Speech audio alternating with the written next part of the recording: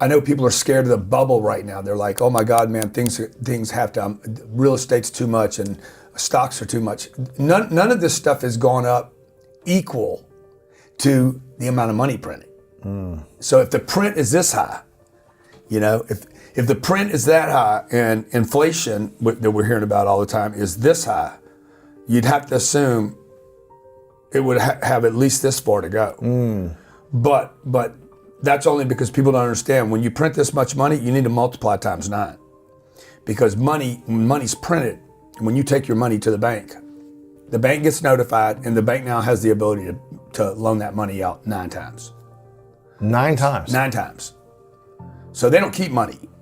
Okay, so if you put $1 million with the bank today, they're going to go make $9 million worth of loans tomorrow. And this is what our parents didn't understand. Okay, so Bob or Betty goes out and they work and they do really well and they make $200 grand a year. Maybe they're online doing online sales.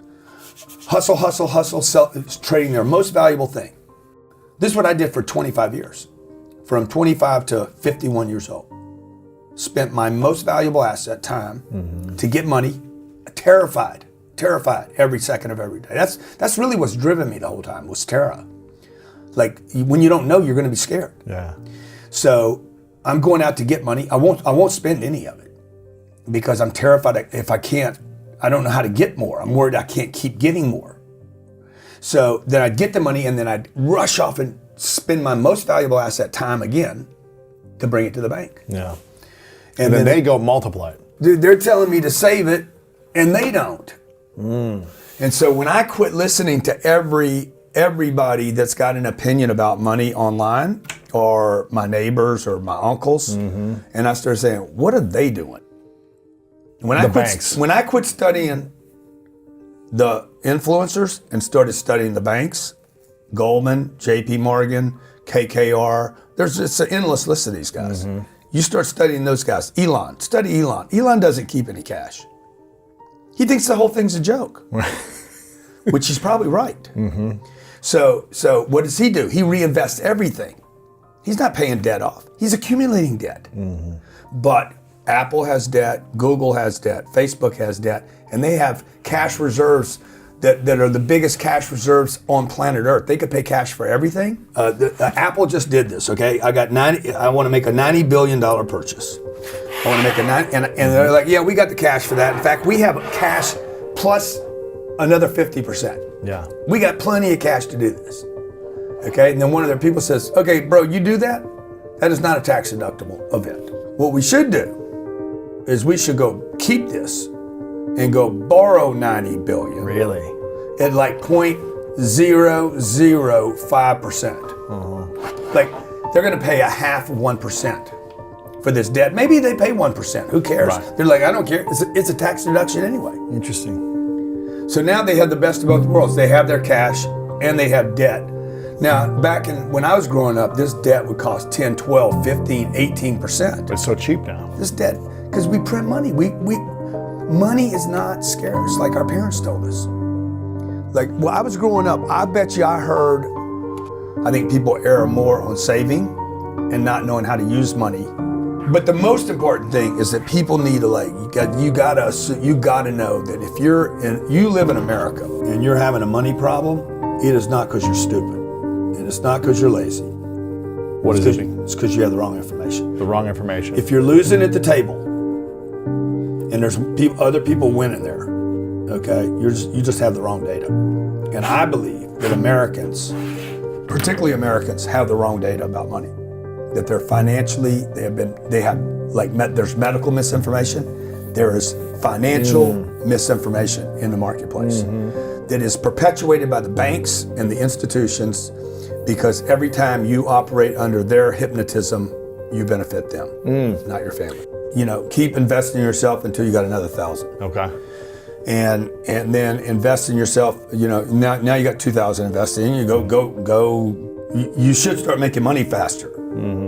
At some point, you should start, every time you make an investment in yourself. If I put fuel in my car, it's supposed to take me further. Right. So if I invest in myself, then, and look, there's things I bought that I didn't get a return on right away. But I didn't quit investing in a course or a workshop or training or education because it didn't work. The think is only so big. And then when I started studying these other companies, I was like, okay, this is who, if you want to create that kind of legacy wealth and really help a lot of people. But that's been because I made a bunch of investments for the last, 25 years. Right. End of every year, I dump all my cash out every year. I'm like, you need to get as close to zero as you can and replace it with assets that in January, if I dump out in December, January, I want a payment from that. It doesn't have to be a big payment. It just needs to be a drip off that asset. Something, yeah. So I'm not gonna buy a cup because the cup won't pay me. So in December, I had a bunch of money, boom. I'm like, make a deal. You were in it, yes, a couple days ago. Yeah. You bought that house. Take that cash, that garbage that you have. I already had a surplus of money. So if I can't buy 2 of these, I'm not gonna buy 1 of them. If I can't write off some portion of it, I'm not gonna buy it. If I can't do it out of passive income, I'm not gonna touch it. Interesting. So those are my criteria for making investments, right? And it needs to cash flow. So I took a bunch of this cash that was sitting here just deteriorating, not providing me with safety, and took it and put it into this asset. And people are like, you're ridiculous, you paid that much money for that thing. Okay, we'll see, So I buy this thing. This thing will provide rental income. I think this year I'll make $3 million on this deal. Wow. In cash flow. And how much do you have to put down? Or you to buy the whole thing? Well, I paid cash for this house. Gotcha. But the reason I did it is not because this is a great deal, but this is a terrible deal. Keeping the cash. Keeping the cash is garbage. This Malibu house is probably one of the worst investments I ever made. It was $50, 100 pieces. It was $500 and there was 100 pieces, so whatever, 50 grand. Because I'm starting to okay, this thing could happen. Okay, 28 million pieces. They're never going to make more. It is not, to me, it is not an inflation hedge. It's just a place to store. It's an asset store. It's not a currency. I don't think it's a currency, because currency comes from the word current. It means it moves, and I don't see this moving. I see this as a storage. I see this as something that could one day maybe replace gold as a standard. We're certainly going to move closer to a digital universe in money than we are gold standard. We're never going back to the gold standard. Never had any gold in my entire life. I've never had a gold block, gold. I don't understand it. I think there's more people playing the Bitcoin game today than there are people playing the gold game. Right. But anyway, so the case for Bitcoin is it's limited. Hopefully they're not going to make any more. That's what they say. It is a ledger. I like that there's millions of computers backed up saying, hey, this is what it is. And I don't completely understand it. Right. No, I have a goal. Well, the business, not the real estate. Yes. The business last year made $8 million a month.